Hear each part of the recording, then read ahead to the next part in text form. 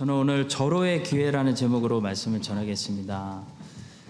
오늘 본문에 나오는 사람들은 각자 저마다 자기가 인생의 절호의 기회를 만났다고 생각하고 있는 것 같습니다. 근데 재밌는 것은 그 절호의 기회를 해석하는 것이 서로 달랐다는 것입니다. 사울은 블레셋 사람들이 후퇴하는 것을 보고 다시 다윗을 추적할 수 있는 절호의 기회다라고 생각했습니다. 다윗의 부하들은 사울이 자신들이 숨어있는 동굴 안으로 무장 해제하고 홀로 들어온 것을 보고 사울에게 원수 갚을 수 있는 절호의 기회다라고 생각했습니다. 근데 다윗은 다르게 생각합니다. 다윗은 그 상황을 사울에게 은혜 베풀 수 있는 절호의 기회로 바꿔갑니다. 똑같은 상황인데도 사람마다 절호의 기회를 해석하는 것이 다른 것을 보게 됩니다. 사울은 다윗 죽일 생각만 하고 있었기 때문에 모든 상황들을 다윗을 죽일 수 있는 절호의 기회들로 보고 있는 것을 보게 됩니다. 사람은 절대로 보이는 대로 보지 못하고 보고 싶은 대로 보는 존재입니다. 다시 말하자면 사람은 다 각자 주관적이지 절대로 객관적이지 않다는 거죠. 저는 아직도 처음 제 딸을 유모차에 태워서 밖으로 외출했던 그 첫날을 잊을 수가 없습니다. 별걸 다 잊을 수가 없죠. 너무 긴장해가지고 막 애가 어떻게 될까봐, 세상 공기에 노출되면 어떻게 될까봐 부들부들 떨면서 유모차를 끌고 나왔던 것을 기억합니다. 그때 제가 깜짝 놀란 사실이 있었는데요. 유모차를 끌고 세상에 나와 보니까 세상에 그렇게 유모차 끌고 다니는 엄마들이 많다는 사실을 그때 진짜로 처음 깨달았습니다. 그 전까지 수십 번 쇼핑몰을 다녔어도 그때까지는 세상에 갓난아이들과 유모차를 끌고 다니는 엄마들이 그렇게 많은지 한 번도 몰랐습니다. 근데 제가 유모차를 끌어보니까요, 온 세상이 이 쇼핑센터가 유모차를 잘 끌 수 있도록 디자인되어 있더라고요. 정말 놀랐습니다. 청년의 때 한 번도 눈에 들어오지 않았던 것들이 내가 갓난아기의 부모가 되어 보니까 다 눈에 들어오는, 그런 것들만 눈에 들어오는 것을 보고 내 눈을 믿을 수가 없구나. 내 눈은 보이는 대로 보는 객관적인 눈이 아니라 내가 보고 싶은 것을 보는 주관적인 눈이구나 라는 것을 알았습니다. 성도 여러분, 우리는 다 주관적인 눈을 가졌습니다. 그래서 똑같은 상황을 보는데 사람마다 그것이 무엇을 할 수 있는 절호의 기회로 보이는지가 다른 거죠. 어떤 사람들은 지금 이때 여기서 돈 벌 수 있는 절호의 기회를 봅니다. 지금 치치가 돈 벌 때다, 이렇게 생각하는 거죠. 어떤 사람들은 지금 여기서 자기 취미생활 시컨 할 수 있는 절호의 기회로 보는 겁니다. 와, 뉴질랜드만큼 내 취미생활 죽을 때까지 마음껏 할 수 있는 절호의 기회는 없다라고 보는 거죠. 그런데 어떤 사람들은요, 여기서 하나님과 깊이 교제할 수 있는 절호의 기회로 보는 겁니다. 여러분들 어떤 절호의 기회를 보고 계시나요? 오늘 본문 말씀이 우리에게 우리가 무엇을 절호의 기회로 삼아야 하는지에 대해서 몇 가지를 가르쳐주고 있습니다.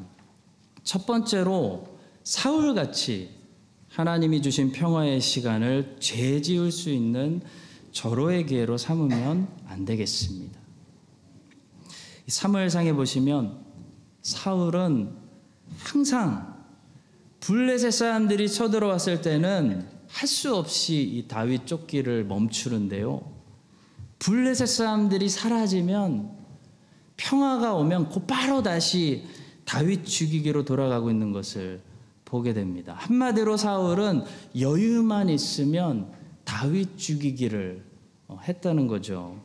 본문 1절과 2절의 말씀입니다. 사울이 블레셋 사람을 쫓다가 돌아오매 어떤 사람이 그에게 말하여 이르되 보소서 다윗이 엔게디 광야에 있더이다 하니 사울이 온 이스라엘에서 택한 사람 3,000명을 거느리고 다윗과 그의 사람들을 찾으러 들 염소 바위로 갈새라고 말합니다.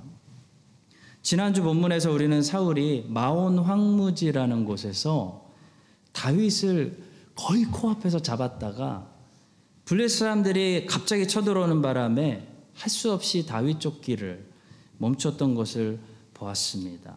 그때 사울이 죄를 회개했다는 것이 아니라 블레셋 사람들 때문에 강제적으로 죄를 멈췄다는 거죠. 죄를 회개한 것이 아니라 죄를 잠시 뒤로 미뤄놨던 것이었습니다. 그러니까 어떻게 되죠? 다시 평안이 찾아오자마자 사울은 뭐하고 있습니까? 다시 다윗을 시기하고 다윗 수색하고 다윗 죽이려고 3,000명 군대 만들어서 음모를 꾸미고 있는 것을 보게 됩니다. 성도 여러분, 우리도 그래요. 회개하지 않은 죄는 잠시 멈출 수는 있어도 절대로 우리를 떠나지 않습니다. 회개하지 않은 죄는 우리에게서 떠나지 않고 다시 돌아옵니다. 평안해지면 돌아오고 숨 쉴만 하면 돌아오고 여유 생기면 돌아오는 거죠. 그래서 죄를 회개하는 것과 죄를 어쩔 수 없이 잠시 연기하는 것은 완전히 다른 것입니다. 사울은 죄를 한 번도 회개해 본 적이 없습니다. 사무엘상에는 사울이 회개하는 장면이 나오지 않습니다. 그러나 사울도 죄를 멈춘 적은 있습니다. 사울이 항상 죄를 짓고 있는 것은 아닙니다. 이 사실이 더 무섭죠. 우리는 죄를 회개하지 않고도 잠시 죄를 멈출 수 있습니다. 죄도 계속 마시고 계속 먹으면요, 체합니다. 체할 때가 있어요. 체하면 소화시킬 때까지 잠시 쉬는 겁니다. 근데 소화가 다 되고 나면 다시 죄가 목마르고 다시 죄가 고파지기 때문에 다시 찾게 되는 거죠. 좀 여유로워지면 바로 돌아가는 거죠. 그것이 사울의 모습입니다. 영화를 아무리 좋아하는 사람도 제가 알기로 영화를 하루 종일 보지는 않습니다. 왜냐하면 체하기 때문입니다. 근데 영화를 좋아하는 사람은 또 영화를 찾아보게 되어 있습니다. 죄도 마찬가지죠. 죄를 사랑하고 죄를 회개하지 않으면요, 잠시 중단할 수는 있어도 또 그 죄로 돌아가게 됩니다. 항상 돌아가게 되는 겁니다. 사울도 바빠지고 블레셋 사람들이 쳐들어오고 할 때는 다윗을 잠시 잊었습니다. 근데 사울은 자기 죄를 회개하지 않았기 때문에 편해지고 평화가 찾아오고 블레셋 사람들이 조용해지면 다시 다윗을 죽이려고 음모를 세우는 그 자기 죄로 급히 돌아갔다는 거죠. 성도 여러분, 죄를 회개하지 않으면 죄로 자꾸 돌아가기 때문에 하나님이 우리에게 평화를 주셔도요, 그 평화의 시간에 평화를 누리지 못하게 됩니다.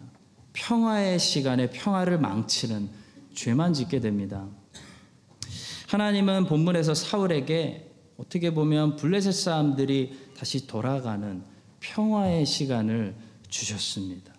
그러면 레슨을 깨닫고 다윗을 이제 그만 시기하고 다윗을 인정하고 다윗을 죽이려는 죄를 회개하고 멈췄어야 되는데요.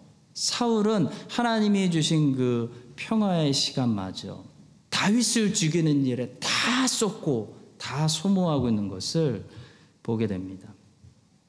사울은 한마디로 자기 죄, 다윗 죽이기라는 자기 죄에 민감하지 못하고 갈수록 더 무뎌졌습니다. 다시 말해 익숙해졌다는 말이죠. 죄는 익숙해지는 것이 제일 무섭습니다. 죄는 익숙해지면 큰일 납니다. 처음에는 낯섭니다. 처음에는 두렵습니다. 죄가 익숙해지고 죄에 적응되면 나중에는 하나님을 두려워하지도 않게 됩니다. 홈리와 비나스가 처음부터 하나님의 성막 앞에서 수종드는 여인들과 동침했을까요?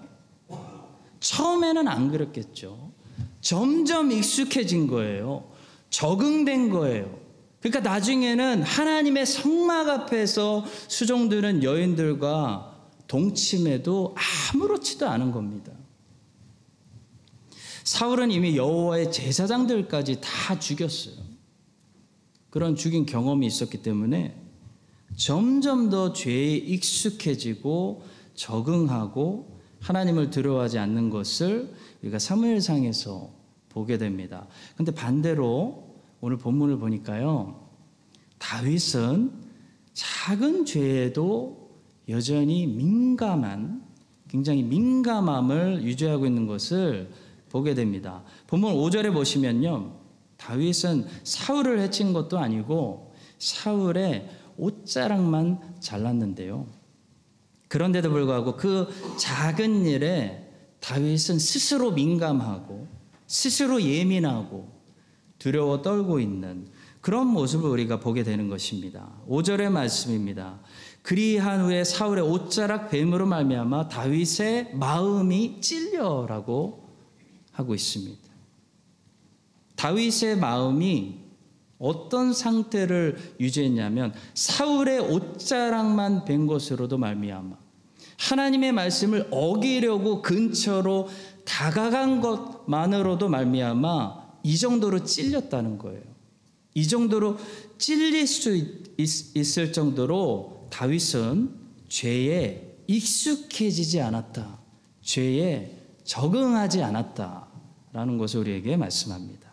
성도 여러분, 우리가 말세의 영적 싸움을 하고 있어요. 우리는 죄에 익숙해져서는 안 됩니다. 죄에 적응하고 취해서는 안 됩니다.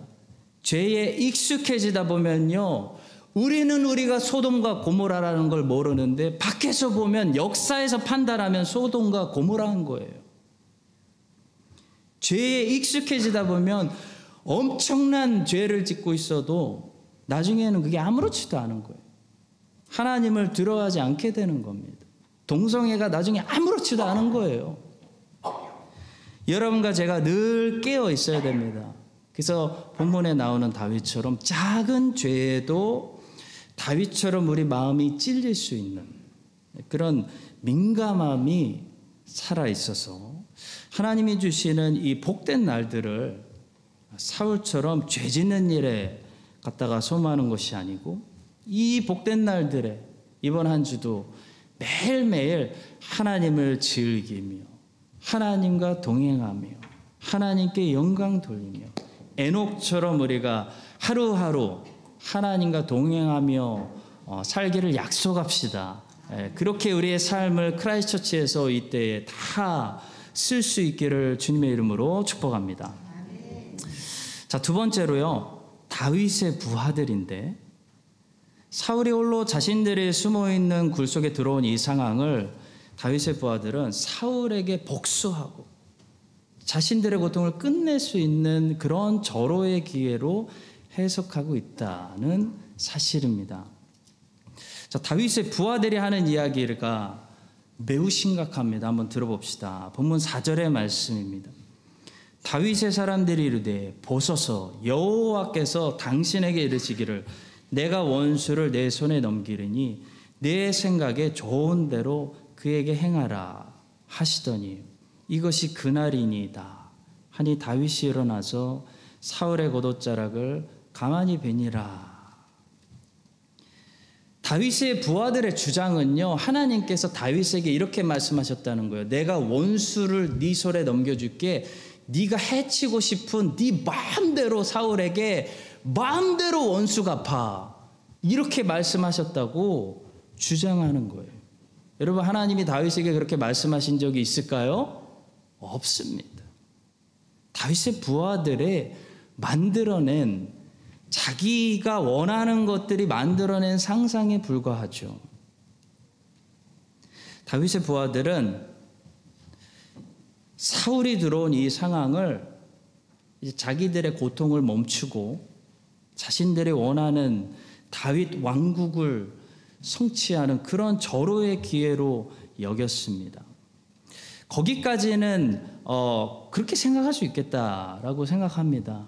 인간은 고통을 두려워하죠. 고통당하고 있는 인간, 누구나 조금 고통을 멈출 수 있는 그런 기회를 본다면 그렇게 생각할 수 있다고 생각합니다. 자, 그런데 문제는요, 다윗의 부하들이 이것이 하나님이 그렇게 말씀하셨다, 하나님이 원수 갚으라고, 마음껏 원수 갚으라고 그들에게 주신 절호의 기회다라고 한치의 의심도 없이 하나님이 주신 것이라고 확신하고 있었다는 겁니다. 저는 이 부분이 굉장히 우리를 두렵게 하고 떨리게 만드는 말씀이어야 된다고 생각합니다. 성도 여러분, 우리 얼마나 너무나 쉽게 우리의 고통을 멈추고 우리가 원하는 것을 갖다 주는 그 상황을 볼 때마다 와, 이게 하나님의 축복이다, 하나님의 뜻이다, 하나님이 주시는 절호의 기회다라고 얼마나 쉽게 생각하고 얼마나 빠르게 말하고 얼마나 간증하고 다니며 쉽게 확신하는지 몰라요. 다윗의 부하들은 그랬습니다. 다윗의 부하들은 오랜 시간 동안 사울의 군대 때문에 힘들어했습니다. 사울의 군대가 다윗의 부하들을 죽이려고 쫓아다닌 것은 누가 봐도 잘못된 부당한 일이었습니다. 자, 그런데 어느 날 사울이 그 많은 동물들 중에서 혼자서 무장해제하고 그들 앞에 나타난 겁니다. 그들은 그래서 그것을 100% 하나님이 주신 절호의 기회로 확신했다는 거예요. 그런데 성도 여러분, 하나님께서 사울을 그날 그 동굴로 인도하신 것은 맞는데요, 하나님께서 다윗과 다윗의 부하들에게 너희들 마음껏 원수 갚아 라고 보내신 걸까요? 그렇지 않다는 거죠. 절대로 아니었습니다. 다윗의 부하들이 해석하는 것처럼 이것이 하나님이 그들에게 주신 원수 갚을 수 있는 절호의 기회가 아니었다는 거예요. 오히려 다윗이 행한 것처럼 다윗과 다윗의 부하들이 원수에게 자비를 베풀어 줘야 하는, 은혜를 베풀어 줘야 하는 그런 테스트, 그런 기회였다는 거예요. 얼마나 많은 사람들이 자기 신념과 기독교 신앙을 구별하지 못하는지 생각하면 참 무섭습니다. 신념과 신앙은 다른 거예요.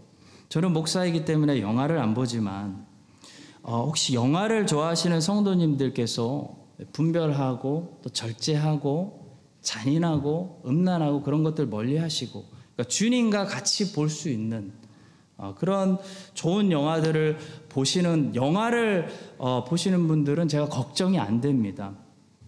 왜냐하면 영화는 쾌락을 주지 사람에게 그렇게 신념을 심어주지는 않아요. 어떤 사람이 영화를 보고 영감을 받아서 나는 이제부터 스타워즈를 보고 다스베이더처럼 살겠다, 그러지는 않는다는 거예요. 영화를 보면 이 안목의 쾌락이 채워지고 안목의 쾌락을 느끼고 금방 지나갑니다. 자, 그런데 무서운 것은 책은 사람에게 신념을 심어줘요. 그냥 지나가지 않습니다. 인본주의적인 책을 읽으면 사람은 인본주의적인 신념을 가지고 그때부터 살아가는 거예요. 잘못된 종교의 책을 읽으면 사람은 잘못된 종교적인 신념을 가지고 삐뚤게 생각하는 거예요. 성공해야 된다, 돈 벌어야 된다라는 책을 읽으면요, 젊을 때 읽으면요, 평생 돈 버는 거, 성공하는 거, 경쟁에서 이기는 거 하고 필사적으로 인생을 살다 마치는 거예요. 그래서 사실 저는 목사로서 잘못된 책, 세상적인 책을 보시는 성도님들이 훨씬 더 걱정스럽습니다. 사람이 쓴 책들은 육체의 정욕을 위해 순간적으로 유익할 수는 있으나 사람의 신념을 결국 심어주는 것이지 신앙을 우리 안에 심어주지 못합니다. 성도 여러분, 오직 하나님이 쓰신 책, 하나님의 말씀이 담긴 성경책만이 진리이기 때문에 우리가 성경을 읽고 성경을 묵상하면요, 우리 안에 신념이 아니라 신앙이, 믿음이 채워지기 시작하는 겁니다. 그래서 잘못된 책들을 우리가 막 읽어서 신념으로 나를 가득히 채우면요, 내 고집만 세져요. 다른 사람들이 나를 만나고 뭘 느끼냐면 참 고집 센 사람, 자기 주장이 강한 사람이라고 말합니다. 근데 성경 묵상을 통해서 진리를 알고 신앙으로 채우고 믿음으로 채워진 사람들을 우리가 만나면요, 자기 주장이 강한 것이 아니라 그 안에 예수가 강합니다. 예수의 주장이 강해요. 하나님 말씀이 그 안에 강해요. 절대로 타협하지 않는 진리 하나님 말씀이 그 안에서 강한 것을 우리가 느끼게 돼요. 우리 본문에 나오는 이 다윗의 부하들은 자기들이 원하는 상황이 눈앞에 펼쳐질 때 조금의 의심도 없이 이게 100% 여호와의 뜻이다, 여호와께서 주신 축복이다, 여호와가 주신 기회다 라고 확신하고 있는 거예요. 신앙이 아니라 신념을 가지고 있는 것입니다. 근데 다윗은 이 상황을 하나님이 주신 축복으로, 원수 갚을 수 있는 기회로 보지 않고 있습니다. 왜냐하면 다윗은 신념이 아니라 신앙이 그 안에 들어있거든요. 신앙이 들어있기 때문에 다윗은 이 상황을 하나님의 테스트로 보고 있는 것입니다. 성도 여러분, 지금 내 앞에 있는 이 고난을 무조건 끝내는 것이 하나님의 뜻이 아닐 수도 있어요. 성경 말씀이 언제나 하나님의 뜻인 것입니다. 지금 내 앞에 있는 고통을 멈추게 해주고 내가 원하는 것을 당장에 성취할 수 있게 해주는 그 길이 하나님의 축복의 길이 아니라 고통 가운데서도 나와 함께 하시고 나를 버리지 않으시고 나를 지키시고 나와 동행하시는 그 하나님이 나에게 길인 거예요. 여러분과 제가 이 사실을 기억하고요, 많은 사람들이 뭐라고 얘기합니까? 좋은 것이 좋은 것이라고 말해요. 좋은 것이 좋은 것이라고 말할 때, 그런 말들 들으실 때 우린 뭐라고 얘기해야 됩니까? 좋은 것이 좋은 것이 아니라 하나님이 주시는 것이 좋은 것이야. 좋은 길이 좋은 길이 아니라 하나님이 나와 같이 걷는 길이 좋은 길이야. 그것이 고통이든 광야든 하나님이 인도해 주시는 길이 최선의 길이다. 여러분, 고백하는 신앙인들 될 수 있기를 주님의 이름으로 축복합니다. 자, 세 번째로 다윗인데요, 사울이 홀로 자신들이 숨어있는 굴 속에 들어온 이 상황을 다윗은 사울에게 은혜 베풀 수 있는 절호의 기회로 바꿨습니다. 만들었다는 사실이에요. 놀라운 사실입니다. 성도 여러분, 부하들이 다윗을 설득시키고 있는 것처럼 다윗이 여기서 단칼에 사울을 죽였다면 지금 겪고 있는 이 고통 한 방에 벗어날 수 있습니다. 내일부터 고통스럽지 않을 수 있다는 거예요. 쉽게 왕이 되는 자리로 갈 수 있습니다. 도대체 하나님은 나를 언제 기름 부어 놓으시고 언제 왕으로 세우시는지 모르는데 지금 사울 쳐버리면요, 당장 쉽게 왕 될 수 있어요. 엄청난 절호의 기회가 지금 다윗 앞에 있는 겁니다. 근데 다윗이 또 여기서 사울을 죽인다고 해서 이상하게 생각할 사람들 아무도 없어요. 다윗의 모든 부하들 죽이세요, 죽이세요. 이것은 하나님이 당신에게 주신 절호의 기회지 않습니까? 당신이 무슨 잘못이 있습니까? 당신의 행위는 정당합니다. 죽이세요라고 하고 있는 그런 상황입니다. 근데 다윗은 여기서 무엇을 생각하죠? 6절과 7절의 말씀이에요.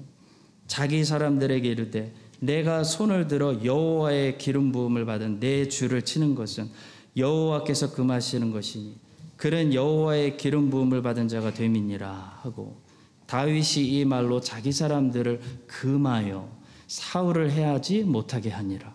사울이 일어나 굴에서 나가 자기 길을 가니라. 다윗은 이 절호의 기회 앞에서 하나님의 말씀을 생각했습니다. 그래서 하나님께 순종하기로 결단하고 부하들에게도 사울을 건들지 못하도록 명령을 내렸습니다. 다윗은 원수 갚을 수 있는 이 절호의 기회를 원수에게 사울에게 은혜 베푸는 기회로 바꾸었습니다. 다윗은 심한 고통에서 단번에 벗어날 수 있는 이 절호의 기회를요, 하나님의 섭리를 끝까지 기다려보는, 하나님이 끝내실 때까지 기다려보는 기회로 바꿨다는 거예요. 다윗은 자기 방법으로, 자기 능력으로 왕이 쉽게 될 수 있는 기회를 택하지 않고요, 하나님이 어떤 방법으로 하실지는 모르겠지만 하나님의 기이한 방법으로 왕이 되는 기회로 바꿨습니다. 다윗은 공의의 심판, 실현할 수 있는 장소에서 은혜와 자비를 베풀기로 결단함으로써 그리스도의 모형이 되는 위대한 선지자가 되었습니다. 성도 여러분, 율법도 파워가 있지만 율법이 나쁜 게 아니에요. 율법도 파워가 있지만 은혜는 엄청난 파워가 있습니다. 율법은 죄인이 죄를 마음껏 짓지 못하도록 이렇게 절제시키는 힘이 있어요. 율법은 소중한 거예요. 율법이 없으면 마음껏 죄를 질 거 아니에요. 근데 율법은 죄인을 바꾸는 힘이 없습니다. 근데 은혜는 죄인을 바꾸는 거에 엄청난 힘이 있어요. 어느 날 삭개오라는 죄인이 예수님이 너무 보고 싶어서 나무 위로 올라갔습니다. 삭개오가 나무 위로 올라가기로 결단한 것은 사실 보통 일이 아니에요. 큰 결심을 한 거예요. 그가 얼마나 예수님 한번 보려고 필사적인 선택을 했는지 우리가 알고 싶으면 당시 문화를 좀 이해할 필요가 있습니다. 팀 켈러 목사님은 당시 문화에 대해서 이렇게 설명하십니다. 전통 문화에서, 특히 전통과 도덕 이런 거 굉장히 중요하게 생각하는 유대 문화에서 중요한 것은 자유와 권리가 아니라 명예와 품이에요.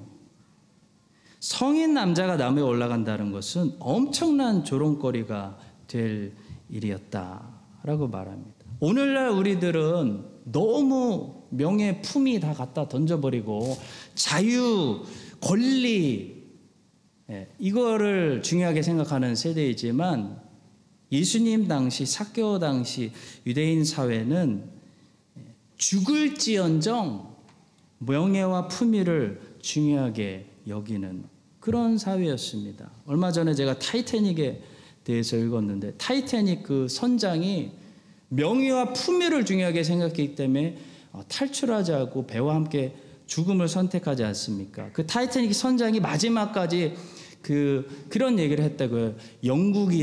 우리가 영국인으로서 멋지게 죽자. 영국인이라는 것을 잊지 말자라고 말했다고요. 삭개오가 예수님을 보기 위해서 나무 위로 올라간 이 행동은요, 모든 부끄러움, 수치스러움 감수했다는 것을 말합니다. 삭개오는 그날 사람들이 자기를 어떻게 보던지 상관 안 하기로 결단했습니다. 그만큼 삭개오는 좀 망신스러워도요, 예수님을 꼭 봐야겠다. 예수 그리스도를 나는 봐야겠다라고 결심을 한 거예요.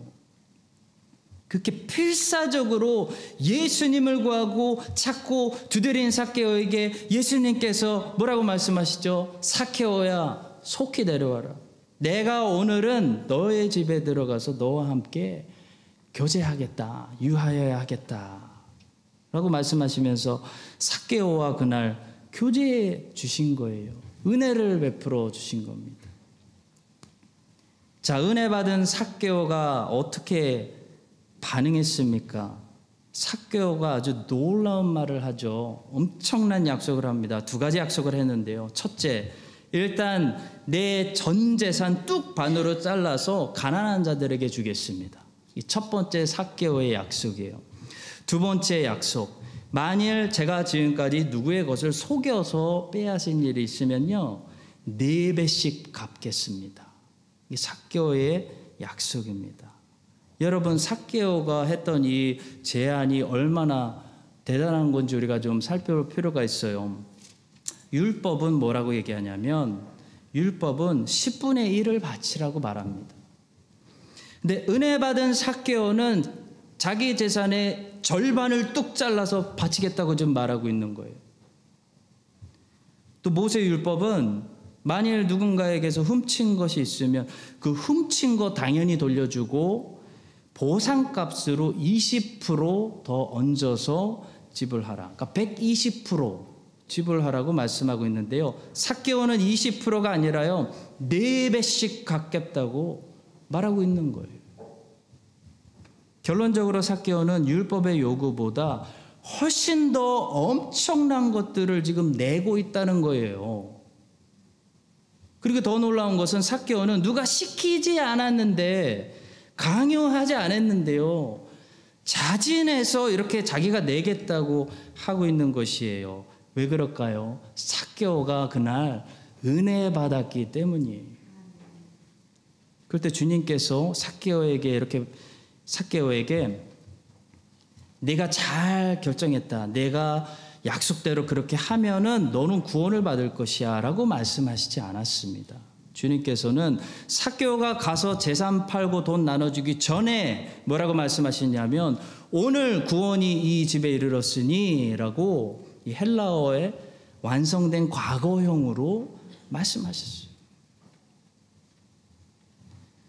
왜냐하면 구원은 돈 낸다고 구제한다고 그 조건으로 얻는 것이 아니기 때문이죠. 구원은 하나님의 은혜로 받는 것입니다. 구원은 예수님이 죄인에게, 자기를 찾는 자에게 주시는 선물인 거예요. 삭개오 잘한 거 하나도 없었어요. 삭개오 아직 재산 안 팔았어요.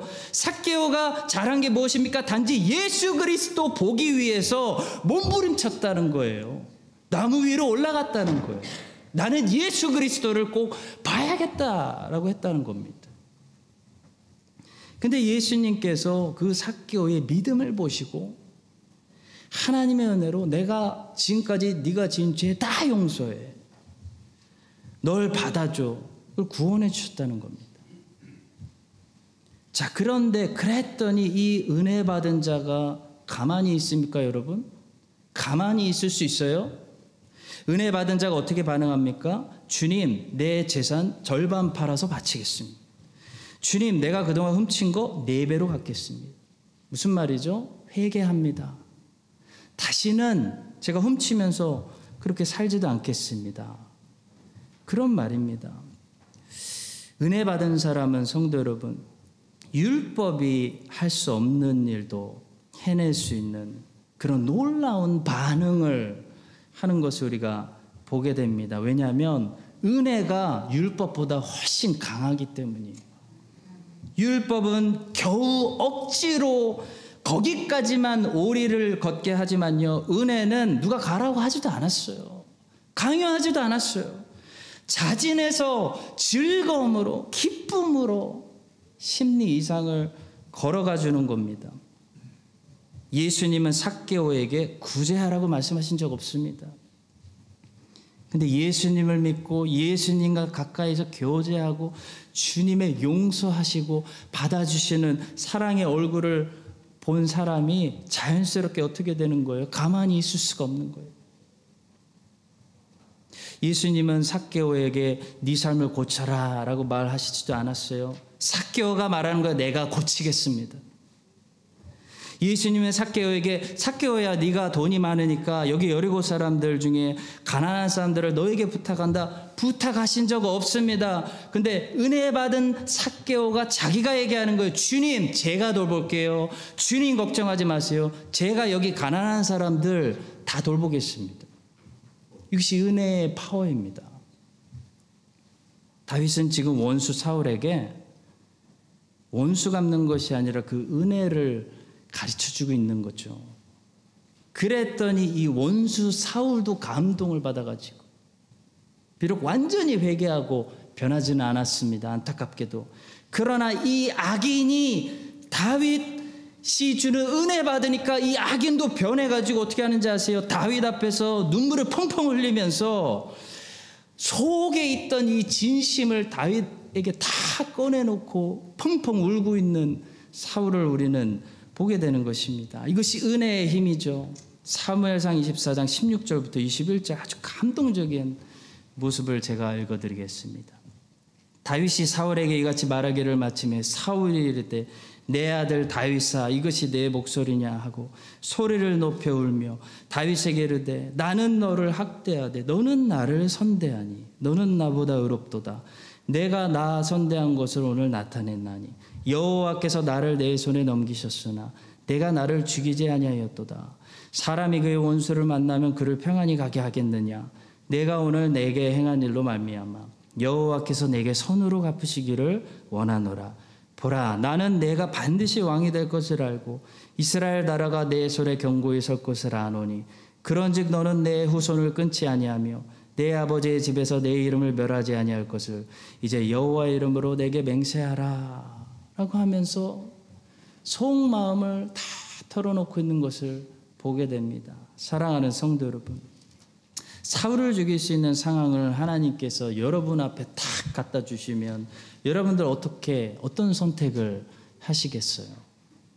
멋지게 당연히 고통을 끝내야지 공의의 심판을 행하시겠습니까? 그러면 모든 사람들이 잘했다고 마땅히 그렇게 하셔야 된다고 박수 쳐드릴 거예요.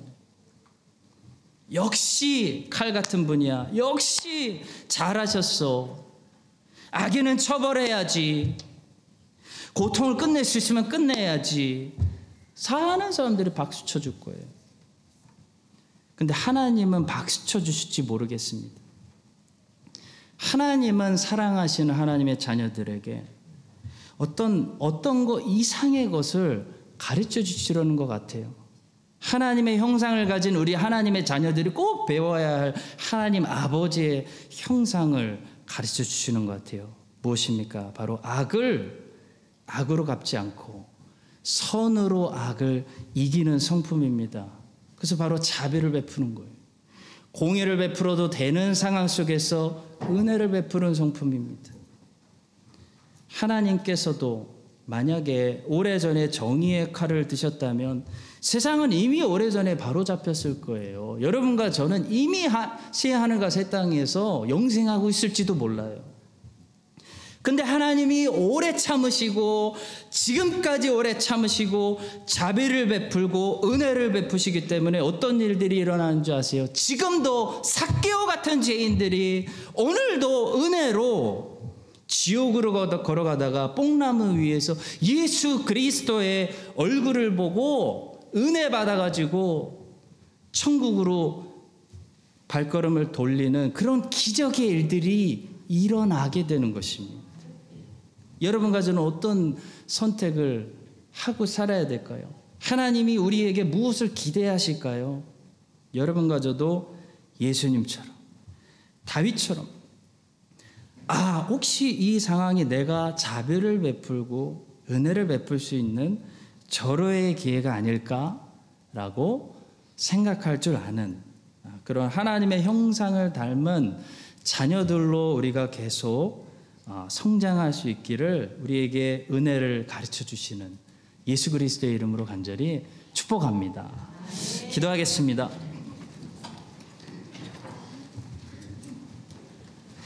삭개오 같이 죄인 중에 괴수인 우리들에게 은혜를 베풀어 주셔서 뽕나무 위로 올라가서 예수님의 얼굴 보고 싶은 믿음 주셔서 감사합니다. 믿음으로 하나님의 은혜로 죄인 중에 괴수가 구원받았사오니 이제부터 자진해서 주님을 섬기고 기쁨으로 나의 것을 이웃들과 나누게 하시며 무엇보다도 사울을 끝장낼 수 있는 상황이 내 눈앞에 있을 때 도리어 자비를 베풀고 은혜를 베풀 수 있는 절호의 기회로 삼는 그런 은혜 나누는 사람들 되게 하여 주시옵소서. 예수 그리스도의 이름으로 기도합니다. 아멘.